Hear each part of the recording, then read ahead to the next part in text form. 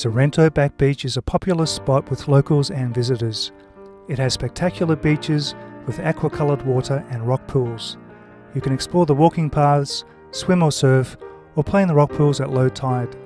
It is a 1.5 hour drive from Melbourne, 1.5 kilometres from the town of Sorrento, and it's definitely worth a visit. This is my first time at this beach, so let's check it out.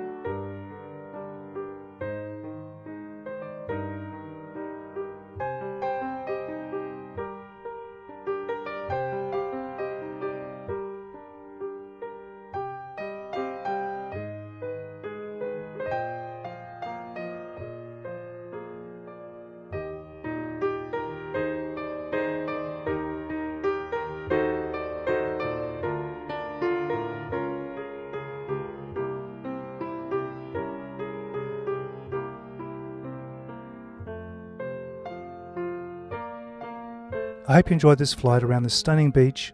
Thanks and have a great day.